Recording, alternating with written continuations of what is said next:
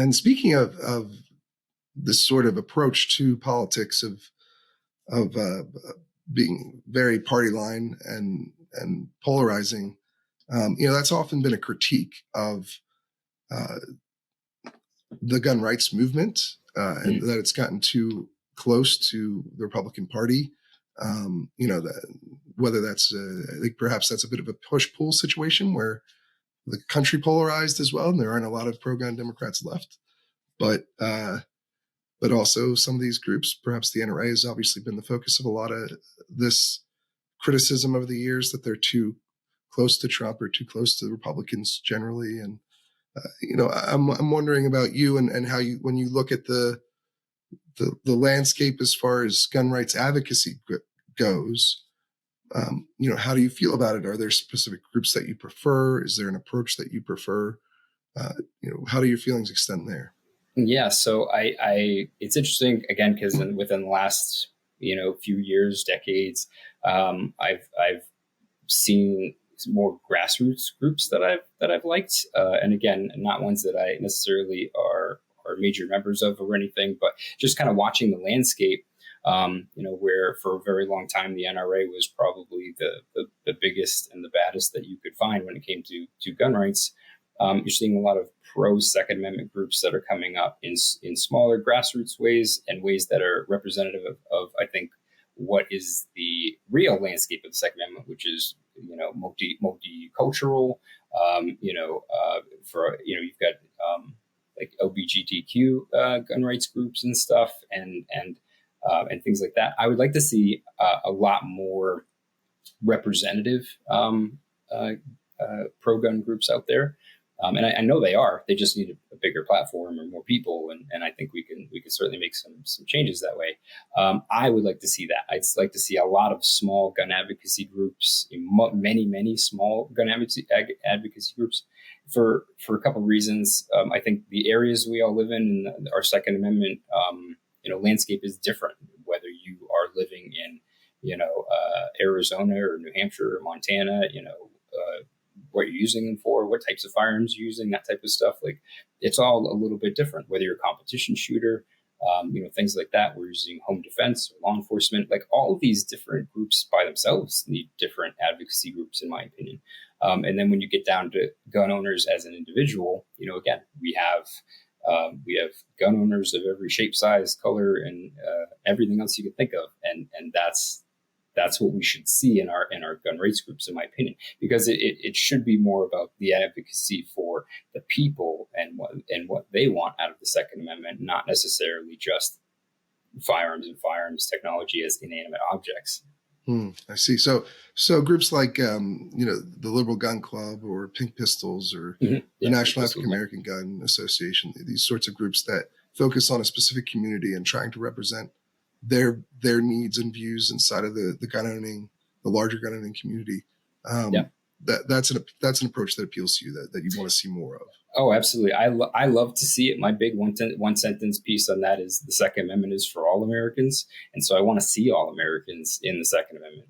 And so I love seeing groups like that kind of break that stereotype of what people think a gun owner is, because I think that's a way to bridge the gap and kind of like, reach people who, think that it's just you and I, which maybe we're not helping that image right now, but that's the truth is those people are out there.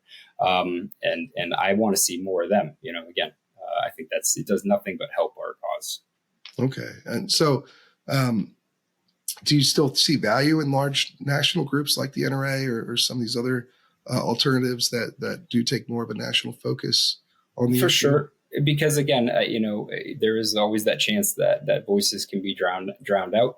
I think that it is, especially for something as important as the Second Amendment, I think it is important to have like national groups for that. I think we are seeing with the NRA that they can turn a little bit and get very complex and can have issues of their own. So again, I don't know how you guard against that, but certainly it's not what you like to see in your organizations like this. Sure, you're talking about the corruption allegations and things. Sure, trial in New York, yeah. Yeah, but presumably, if they cleaned up or Sure. that you still see value in the having a sort of single major group to, I guess, a show of strength this size and has some value to Absolutely. it. And again, as long as it's representative of Hmm. people who support the Second Amendment, I'm all for it.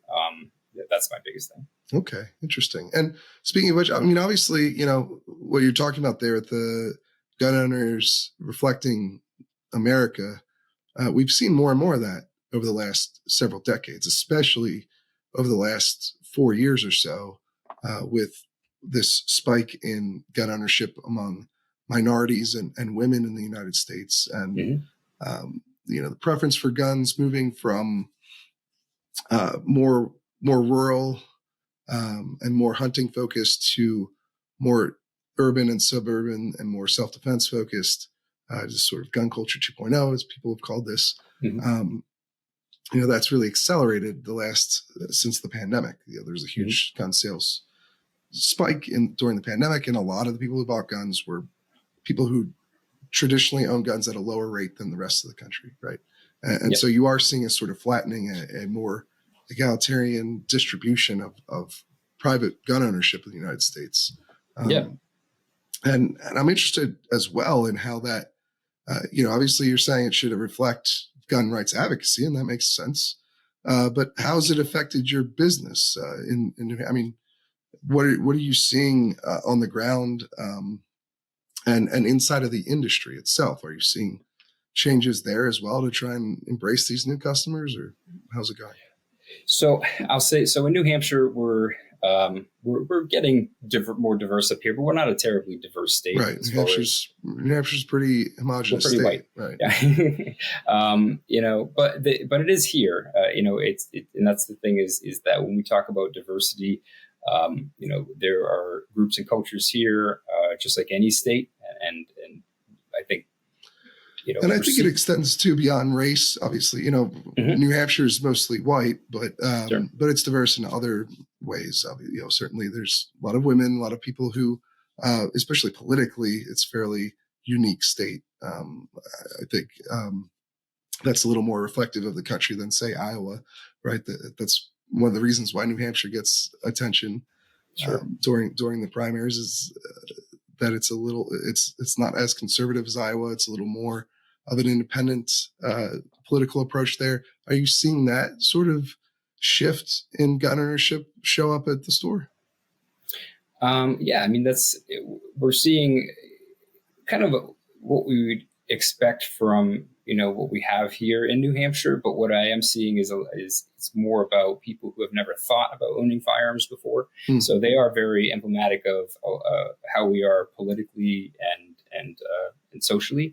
But as far as like the firearms ownership side of it, they're brand new to the game, which is great. We love to see that, and it is our job, as people who are experienced, is to try to bring them on board as best as possible. With the best kid gloves and training that we can possibly provide, so that they enjoy the right that we appreciate. Versus, again, we're not gatekeepers or anything, and we shouldn't be. So I like to be extremely hands-on with them, and I know a lot of other shops who do the same. But you have to take everybody as a new customer when they come in with their own backgrounds and experiences, and again, it's a lot of work for sure. And how are you seeing the industry as a whole adapt? Beyond New Hampshire, but just your suppliers, the major gun companies, people like that. How do you think that the industry is handling this sort of change? It's tough to tell. I mean, I look at marketing materials a lot, from like manufacturers and stuff, and see who they're targeting and stuff, or what their approach is. You're certainly seeing a lot of more diversity and push for diversity, and a lot of like social media stuff, on online content creators and video platforms and things like that. I think the industry itself, again, this is just from my position behind the counter, checking out the weeklies and stuff. I don't see a major change within the industry. If they're making pushes, that's great. I think if anything, they should be louder about it, and public about it, because they should be proud of that. But it does not seem like the industry itself is a fast ship to turn. See, like it's taking a little while longer. In my opinion, if the industry was smart, they would absolutely start, talking about inclusion, diversity, and bringing more people on, because that's an entire market that you could potentially be having when we're talking from a business standpoint.